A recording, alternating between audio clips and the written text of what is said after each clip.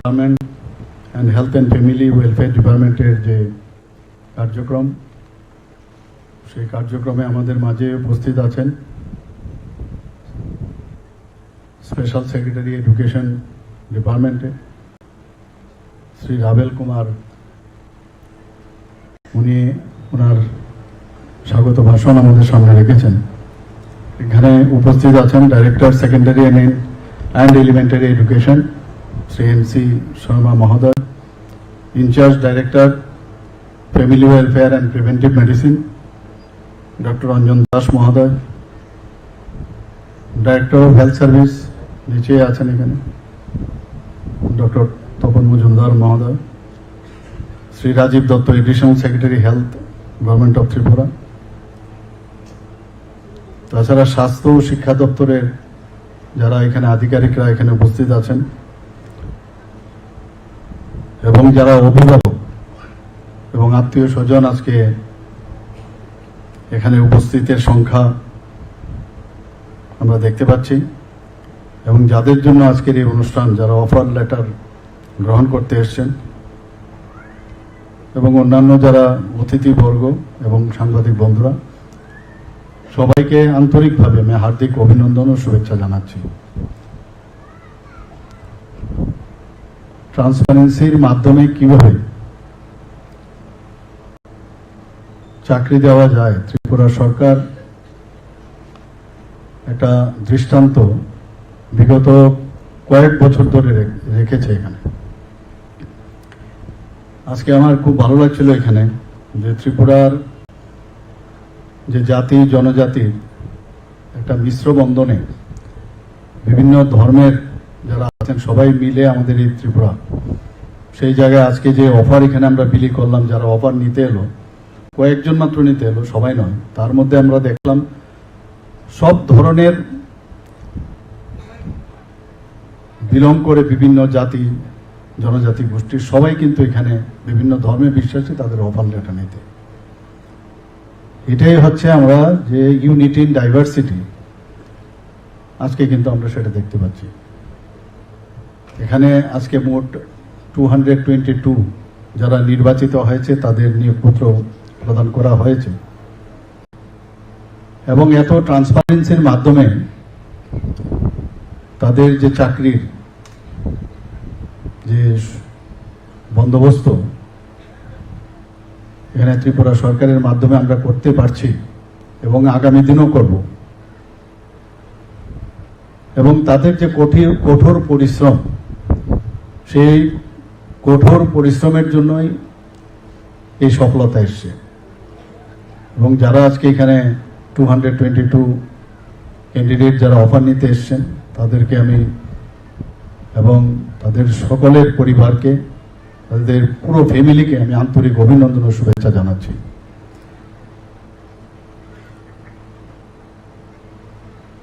যারা আগামী দিনে বিভিন্ন দপ্তরে আজকে দুটো দপ্তরে এখানে এডুকেশন দপ্তর এবং হেলথ অ্যান্ড ফ্যামিলি ওয়েলফেয়ার বিভিন্ন দপ্তরে যারা জয়েন করতে এসছেন তাদেরকে আমি একটা কথাই বলবো যে জয়েনিং এর পর কেন্দ্রীয় সরকারের এবং রাজ্য সরকারের যে বিভিন্ন কর্মসূচি এবং সেগুলো কিভাবে বাস্তবায়িত করা হয় একটু কনসেন্ট্রেট করে আমার মনে হয় বাস্তবায়িত যদি করা যায় তবেই সাধারণ মানুষের সেটা কাজে আসবে। আমরা অনেক সময় চাকরি পেলাম, এটা যেন না হয়। চাকরি, আমরা তো মানুষের প্রতিনিধি, কিন্তু আপনারাও কিন্তু আরেক দিক দিয়ে প্রতিনিধি, কারণ মানুষের কারণে কিন্তু আপনারা চাকরিটা পেয়েছেন। কাজেই মানুষকে ফিরিয়ে দেওয়ার যে একটা প্ল্যাটফর্ম আপনারা পেয়েছেন, এই সুযোগ কিন্তু সবসময় আসবে না। আমরা যে গত কয়েক মাস ধরে আমি বলবো আমরা যে অফার বিলি করেছি এর মধ্যে বিভিন্ন দপ্তরে, সেখানে এখন পর্যন্ত ডাইন হার্নেস শুদ্ধ 19,484 জনকে আমরা চাকরি প্রদান করেছি এত বড় একটা নাম্বার। আমরা জানি যে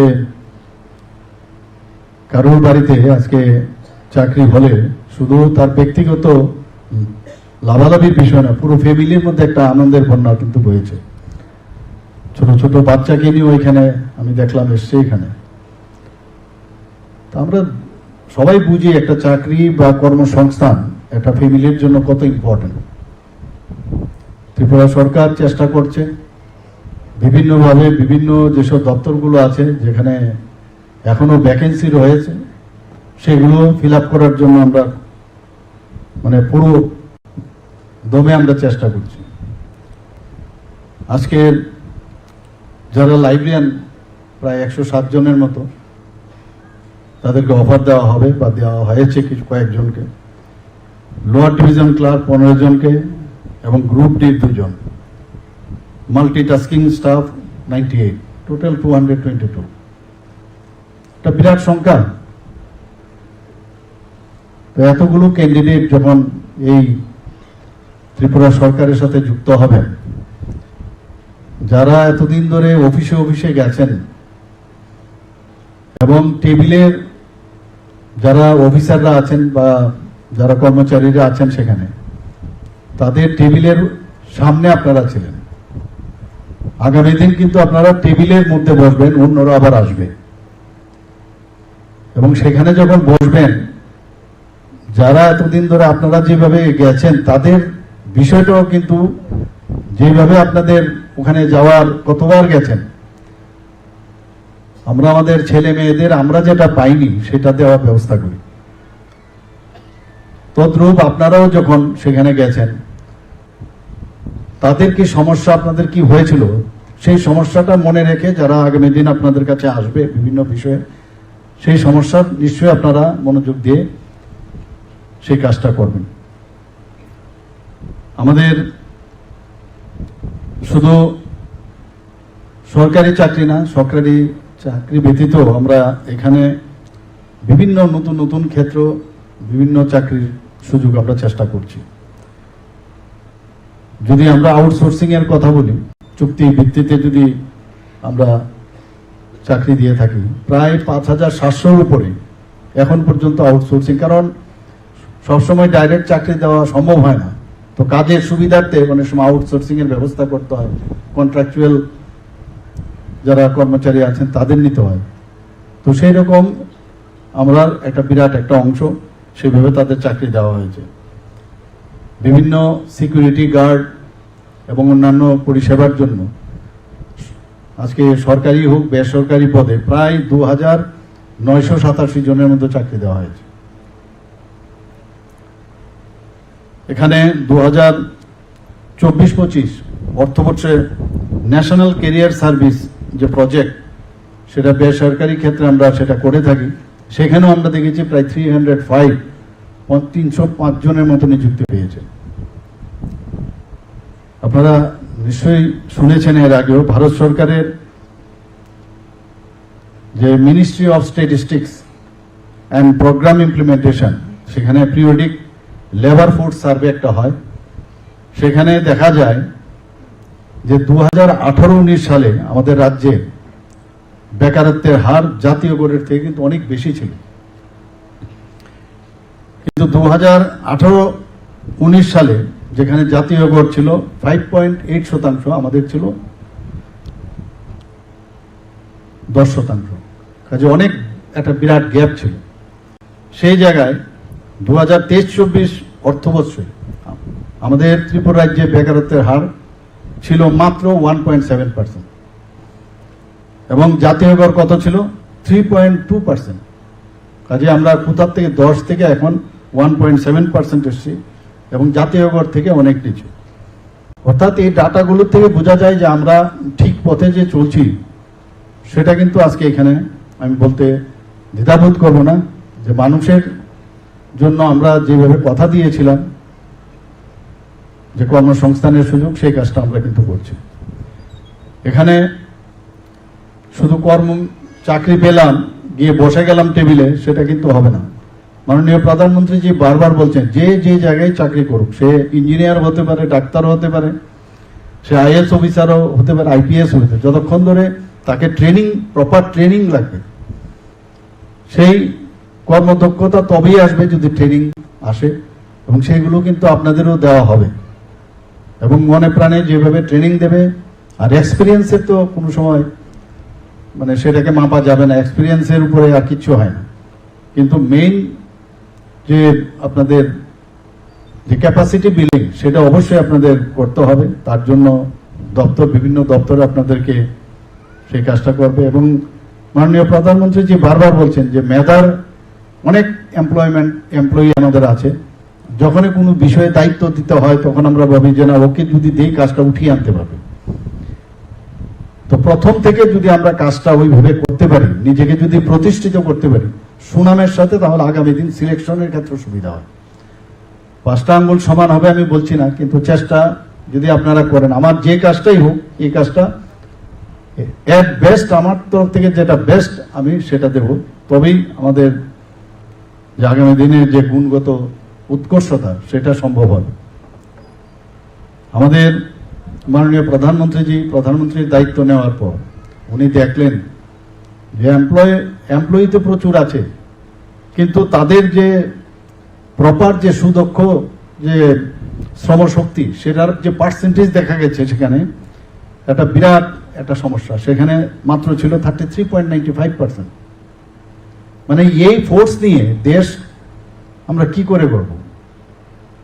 প্রধানমন্ত্রীজি 2022-এ ডিক্লেয়ার দিয়েছেন যে বিকশিত ভারত, এবং অমৃতকাল চলছে এখন 2047 সনের মধ্যে। এই ফোর্স নিয়ে হবে না। তো এই কারণে উনি বলছেন তাদেরকে সুদক্ষ করতে হবে থ্রু প্রপার ট্রেনিং। এবং তাতে দেখা গেছে 2013 সাল থেকে এখন যে 33.95% ছিল 2013-তে, সেটা 2024-এ গিয়ে দাঁড়িয়েছে 54%-এর উপরে। মানে সেটাকে আরো বাড়াতে হবে। কোনো জায়গায় কোনো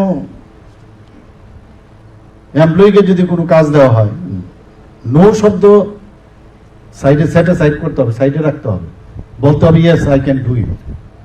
এবং তার জন্য যা যা দরকার পড়লে মাঝে মাঝে আমার এখানে আমাদের সুপার স্পেশালিস্ট ডক্টররা আছেন, আপনারা সবাই জানেন, ডাক্তারবাবুরা আছেন, যখন দেখি রেফার করে, আমি বললাম তাহলে সুপার স্পেশালিস্ট রেখে আমাদের লাভটা কি? রেফার হবে না যদি ওর সুপার স্পেশালিস্ট, ঠিক আছে, এক্সপিরিয়েন্স হয়তো বা আস্তে আস্তে হবে। তো আমি বারবার বলছি, ওর যদি আরো বেশি ট্রেনিং এর দরকার হয়, আমরা সেই ট্রেনিং এর আমরা ব্যবস্থা করবো। স্পেশালিস্টও আছে, একই অবস্থা। তো আস্তে আস্তে করে কিন্তু এই রেফারের যে সেটা কিন্তু অনেকটা হ্রাস পেয়েছে। তো সর্বক্ষেত্রেই আমি একটা উদাহরণ দিলাম, সর্বক্ষেত্রেই আমাদের যারা আজকে এই অফারটা পেয়েছে, জয়েন তো করবেই, তাদেরকে আমি এই কথাটা বলবো যে শ্রমশক্তির যে দক্ষতা সেটা আপনারা নিশ্চয়ই বাড়াবেন, তাতে করে আমাদের যে মাননীয় প্রধানমন্ত্রীর যে স্বপ্ন সেটা বাস্তবায়ন হবে। আজকে আমাদের এখানে প্রচুর মানে কর্মসূচি রয়েছে, স্কিল ইন্ডিয়া মিশন রয়েছে, পিএম কৌশল বিকাশ যোজনা রয়েছে, ডিজিটাল ইন্ডিয়া, এরকম অনেকগুলো আমরা স্কিল ডেভেলপমেন্ট যাতে হয় তার ব্যবস্থা আমরা করি। আপনারা শুনে খুশি হবেন যে ত্রিপুরাই একমাত্র রাজ্য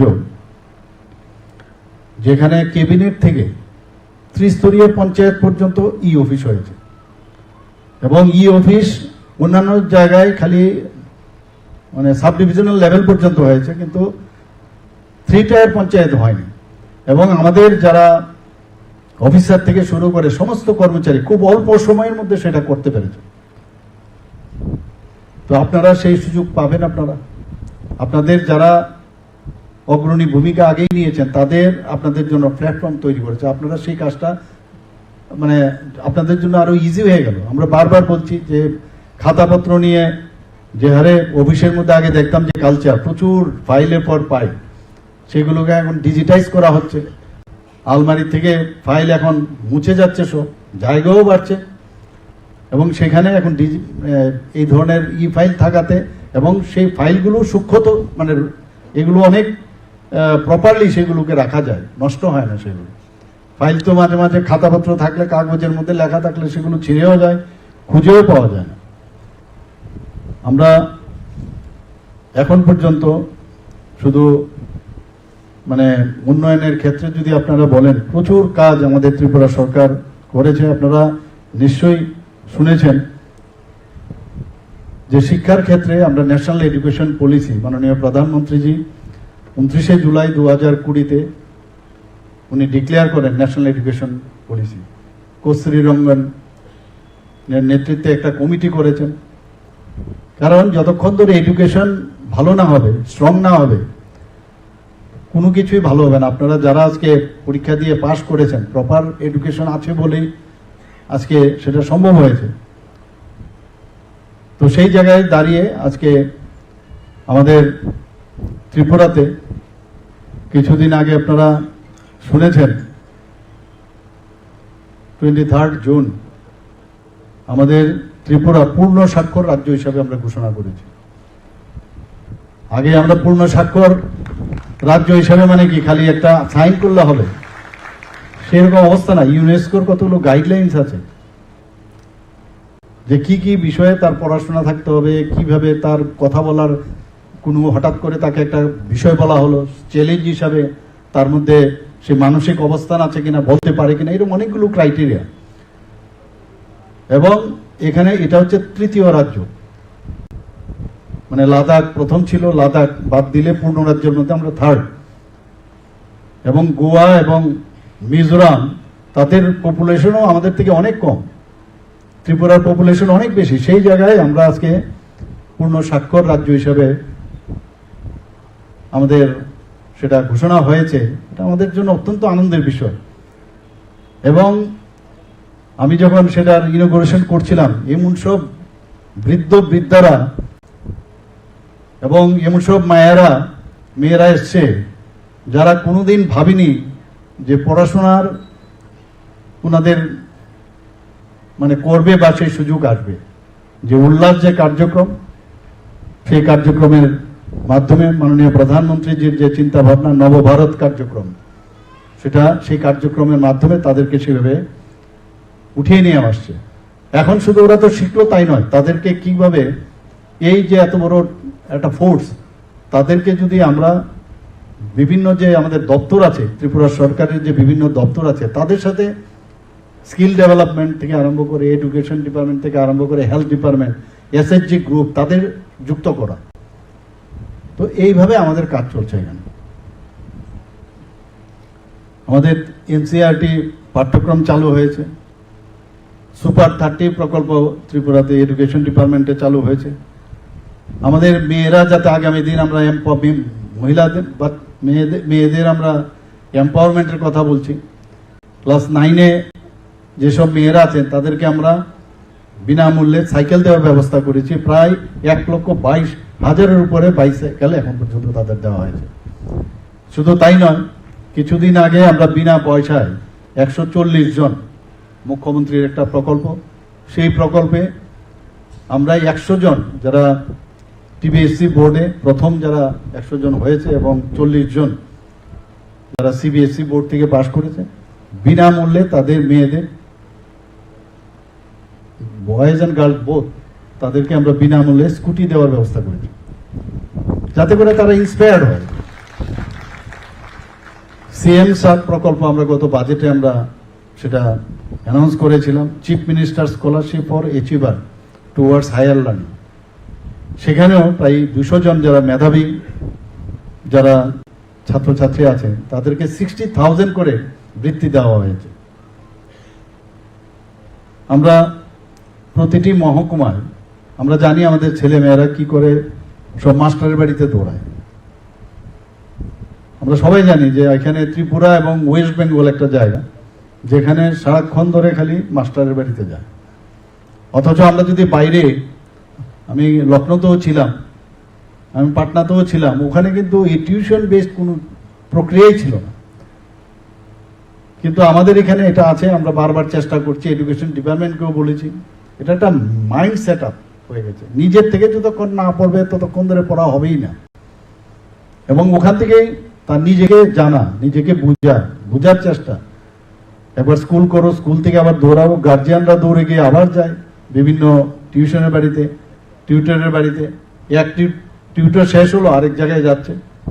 তো সেইটাকে মাথায় রেখে আমরা একটা এবারে শুরু করলাম যে বিভিন্ন মহকুমায় সায়েন্স এবং ইংলিশকে নিয়ে প্রতিটি কোচিং সেন্টার আমরা করব, এবং প্রতিটা কোচিং সেন্টারের যারা পড়াবেন অলরেডি প্রক্রিয়া শুরু হয়েছে।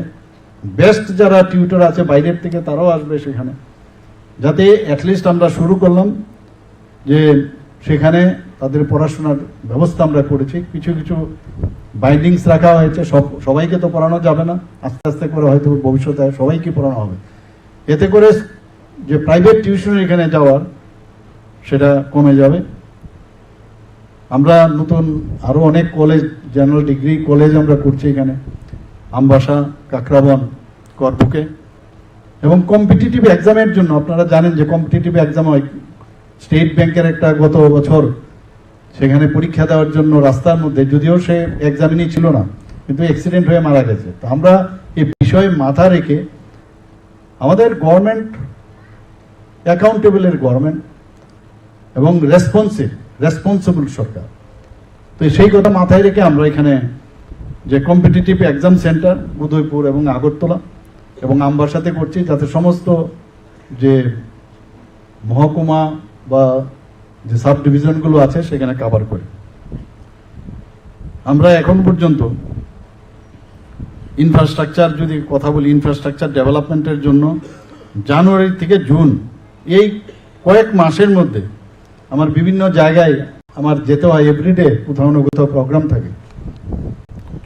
এই 6 মাসের মধ্যে, 5 থেকে 6 মাসের মধ্যে ভিত্তিপ্রস্তর কালকে আমি করেছি 2-3 জায়গায়, এবং উদ্বোধন 638 কোটি টাকার আমি বিভিন্ন স্কুল, হাসপাতাল সেগুলো আমি করেছি। আপনারা বাজেটে আপনারা দেখেছেন এইবার 2018-তে থেকে এখন পর্যন্ত যে রাজ্যের যে নিজস্ব কর এবং করের বাইরেও যে বহির্ভূত কর, এখানে কিন্তু অনেক বেশি। মানুষ আগে কর দিতে চাইতো না, ট্যাক্স দিতে মনে করে যে আমি রোজগার করবো, আমি কি ট্যাক্স দেবো।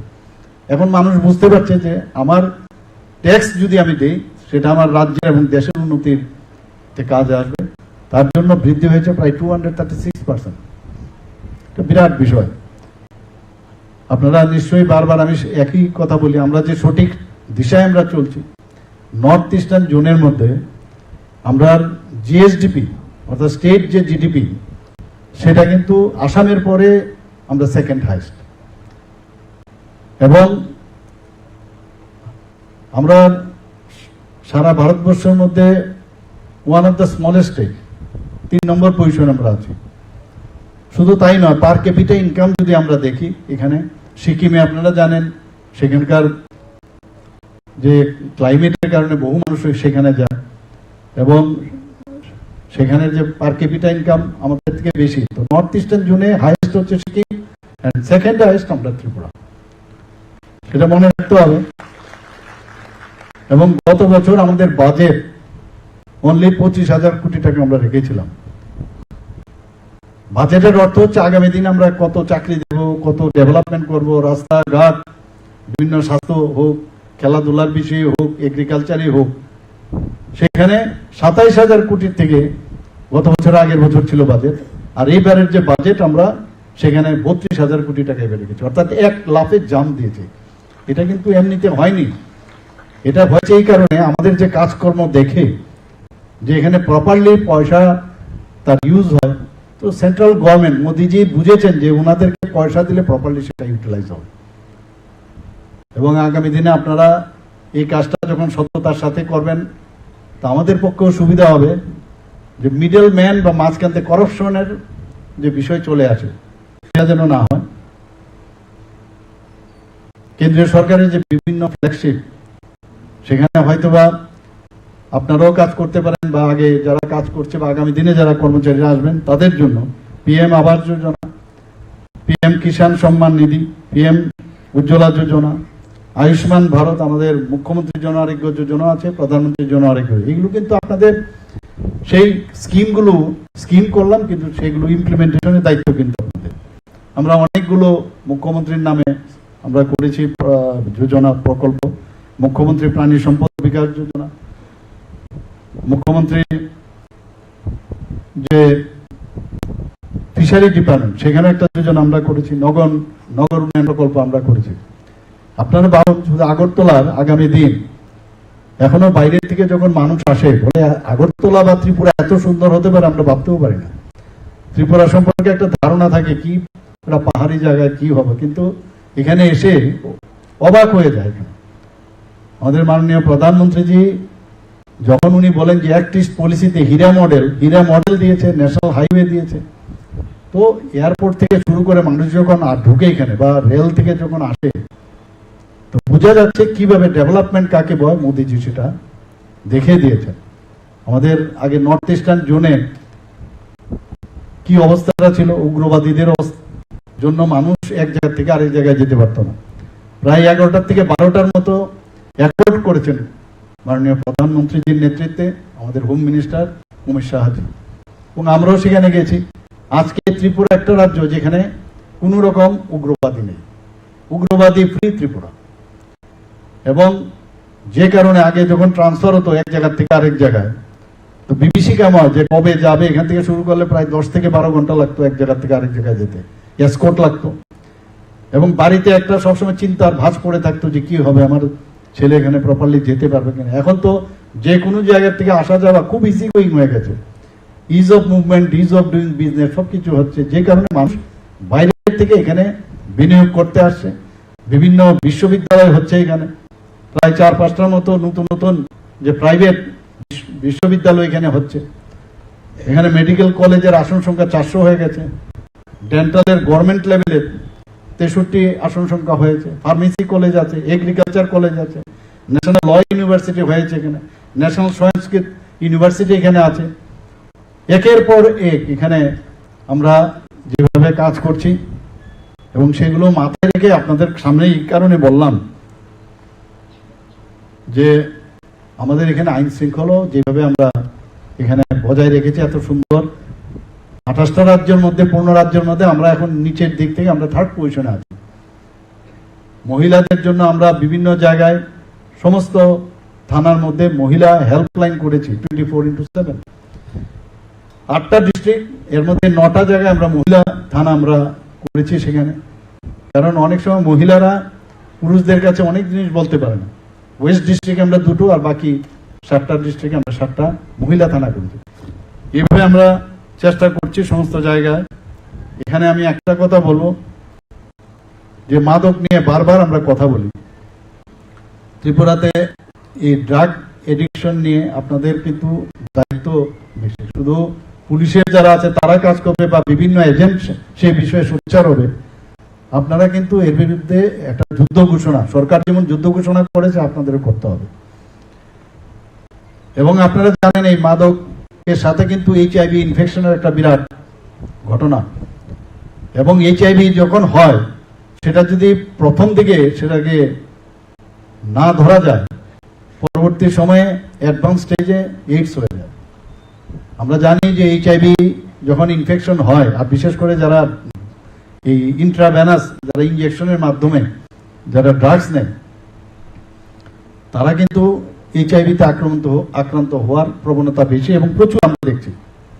তো ভাইরাল লোড, HIV তো শেষ করা যাবে না, কিন্তু ভাইরাল লোড যাতে কম থাকে তার জন্য ওএসটি তার প্রতিনিয়ত খাওয়া দরকার। মানে নেশার পরিবর্তে ওএসটি খাওয়া যায়, অনেকটা ওই রকমই ফিলিং থাকবে, কিন্তু ড্রাগসের মতো নেশাটা হবে না। আবার অ্যান্টিরেট্রোভাইরাল যদি থেরাপি নেয় তাহলেও ভাইরাল লোড অনেকটা কম থাকবে। তাহলে মাদার থেকে প্রেগনেন্ট লেডি যদি থাকে তার বাচ্চারও কিন্তু সেটা ট্রান্সফার হবে না।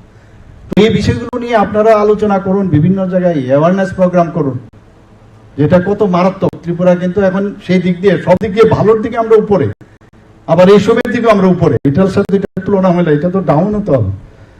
কাজে সবাই মিলে আমরা যদি চেষ্টা করি, কোনো গার্জিয়ান যারা আছে দেখবেন ছেলে মেয়ে কোথায় ঠিকভাবে ওরা চলাফেরায় কোনো অ্যাবনর্মালিটি আছে কিনা, এবং যারা ড্রাগ পাচারকারী তাদের বিরুদ্ধে তো করছি আমরা, বাজেয়াপ্ত প্রচুর করছি। প্রায় 106% আমরা যে বাজেয়াপ্ত গত বছরের তুলনায় সেটা বৃদ্ধি পেয়েছে। আর ডিস্ট্রাকশনের দিক দিয়ে 132% বৃদ্ধি পেয়েছে। তো এগুলো চলছে, কিন্তু আপনাদের সচেতনতা খুব প্রয়োজন। এই বিষয়ে আপনারা দেখবেন। আবার যারা আজকে এখানে অফার পেয়েছেন তাদেরকে তাদের জীবন সুগম হোক, এবং ত্রিপুরা সরকারের হয়ে আপনারা আগামী দিন সাধারণ মানুষের জন্য কাজ করবেন, এই আশা রেখে আমি আমার বক্তব্য শেষ করছি। নমস্কার, জয় হিন্দ, ভারত মাতা কি জয়।